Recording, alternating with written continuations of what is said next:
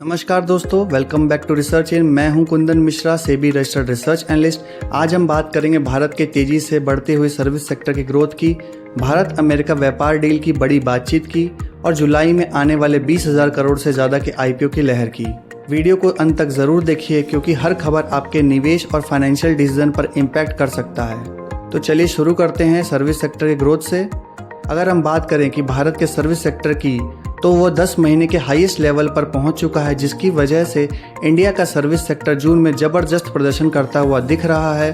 साथ ही साथ HSBC and S&P global द्वारा जारी सर्विस PMI जून में बढ़कर 60.4 पहुंच गया है, जो पिछले 10 महीने के सबसे हाईएस्ट लेवल पर है। ध्यान देने वाली बात यह है कि PMI का 50 से ऊपर रहना अर्थव्यवस्था में तेज ग्रोथ का संकेत देता है।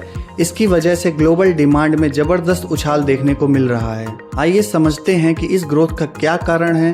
डोमेस्टिक मार्केट में स्टेबल डिमांड के कारण ग्रोथ देखने को मिल रहा है। साथ ही साथ एशिया, मिडिल ईस्ट और अमेरिका में निर्यात ऑर्डर भी बढ़ चुके हैं। इस वजह से कंपनियां भी कह रही हैं कि हाँ, अभी तक मार्केट में इस टाइम पर सबसे ज़्यादा डिमांड देखने को मिल रही है। चलिए दोस्तों, अब समझते हैं महंगाई के बारे में। 2025 में देखने को मिला है कि इंडिया में महंगाई काफ़ी हद तक कम हो रही है। साथ ही साथ लोगों को खर्च करने की कैपेसिटी भी बढ़ रही है, जो कि एक अच्छा संकेत है। साथ ही साथ इनपुट कॉस्ट इन्फ्लेशन यानी कंपनी के खर्च पिछले 10 महीने में सबसे कम स्तर पर रहे हैं और आउटपुट प्राइस यानी प्रोडक्ट की कीमतें कंट्रोल में रही हैं, क्योंकि पिछले 2 साल से पहली बार इतना लो आउटलुक रिकॉर्ड किया गया है। और आइए दोस्तों, अब बात करते हैं एक बड़ी अंतर्राष्ट्रीय खबर की। भारत और अमेरिका के बीच एक बड़ी व्यापार डील पर बातचीत चल रही है और इसकी डेडलाइन 9 जुलाई है, जिससे यह क्लियर होता है कि अगर डील होती है तो अमेरिका भारत पर 26% टैरिफ फिर लागू नहीं करेगा। बट सबसे बड़ा विवाद और चिंता का टॉपिक खेती और डेयरी से जुड़ा हुआ है। अमेरिका चाहता है कि भारत GM फसलें जैसे मक्का, सोया और गेहूं पर टैक्स कम करे, लेकिन भारत साफ कह चुका है हम अपने किसानों का नुकसान नहीं होने देंगे। भारत कुछ प्रोडक्ट्स जैसे वॉलनट, क्रैनबेरी, मेडिकल डिवाइसेस और ऑटोमोबाइल पर टैरिफ कम करने को तैयार है, जो कि ट्रेड डील में हेल्प करेगा। और इसी के साथ ट्रंप ने भी बयान दिया कि इंडिया के साथ एक अच्छी डील होगी, हम वहां के बाजार में अमेरिकन कंपनियों को कम्पीट करने का अच्छा मौका दिलवाएंगे। यानी कि डील सिर्फ इकोनॉमिक नहीं बल्कि एक स्ट्रेटेजिक पार्टनरशिप भी होगी।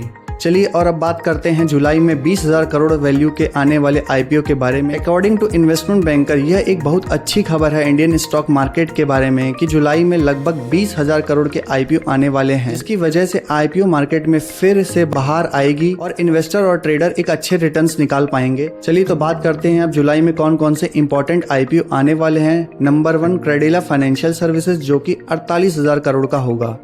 NSDL, जो कि 33,000 करोड़ का होगा।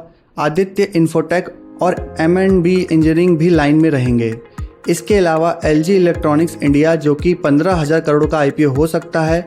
JSW सीमेंट एंड SMPP, जो कि 3900 करोड़ के आसपास के आईपीओ होंगे। 143 कंपनियां तैयार हैं, जिसकी वैल्यू 2 लाख करोड़ हो सकती है। प्राइम डेटाबेस के अनुसार इस वक्त 143 कंपनियां आईपीओ लाने की योजना में हैं, जिसमें से 73 को सेबी में मंजूरी मिल गई है। यानी आईपीओ मार्केट में अब नई जान आने वाली है। अगर आप इन्वेस्टर हैं तो ये मौका आपके लिए प्रॉफिट बनाने का है।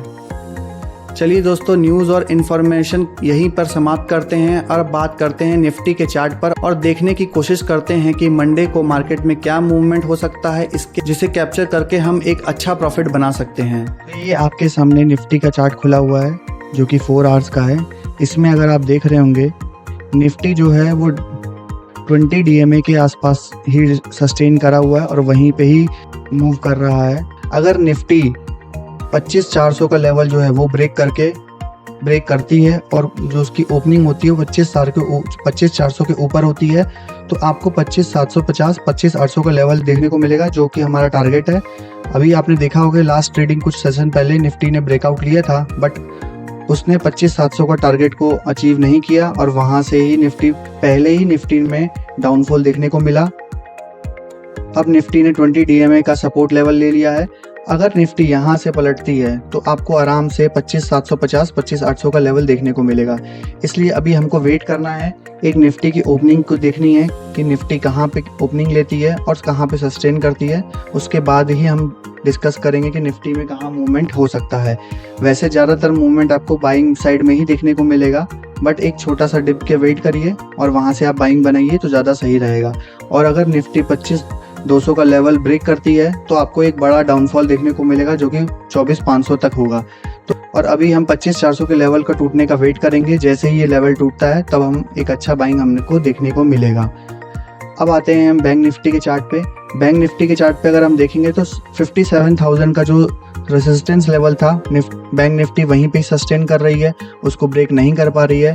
तो इसमें भी अभी हमको बस यही करना है कि वेट करना है और वॉच करना है।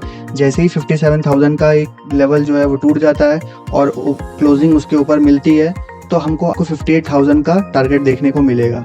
तब तक के लिए आपको वेट करना है। और अगर बैंक निफ्टी 57,000 का रेजिस्टेंस लेके नीचे की तरफ मूवमेंट करती है तो हमारा जो टारगेट होगा सेल साइड में वो होगा 56,100 का। जहाँ पे अगर निफ्टी सपोर्ट लेती है तो वहाँ से पलटती है तो हमको बाइंग साइड देखने को मिल सकती है।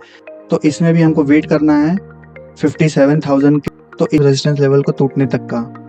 7,000 का रेजिस्टेंस लेवल टूटता है तो हम आराम से एक बाइंग कर सकते हैं बैंक निफ्टी में।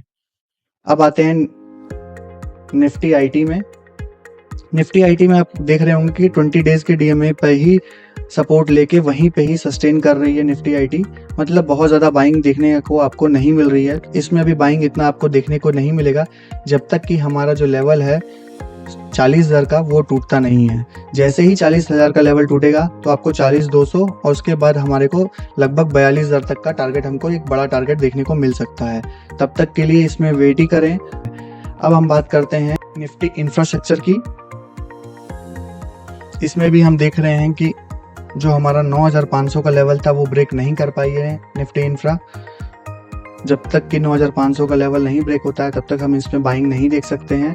और अगर यहाँ से जो हमारा 20 डीएमए है अगर वहाँ से टच करती है इंफ्रा तो वहाँ से हम एक बाइंग देखने को मिल सकती है। तो जो हमारा 20 डेज का डीएमए का रेजिस्टेंस लेवल है वो है 9,350 के आसपास का। वहाँ तक वेट करिए और उसके बाद एक डिप पे आप बाइंग बनाइए तो आपको अच्छा प्रॉफिट देखने को मिल सकता है। तो आज के लिए इतना ही रखते हैं। नेक्स्ट हम मंडे को बात करेंगे। मंडे को कल ट्यूसडे को क्या मूवमेंट हो सकता है उसके बारे में और कुछ न्यूज़ एंड ग्लोबल अपडेट्स क्या रहेंगी जिसका इम्पैक्ट मार्केट पर पड़ सकता है। तब तक के लिए thank you so much. Bye bye.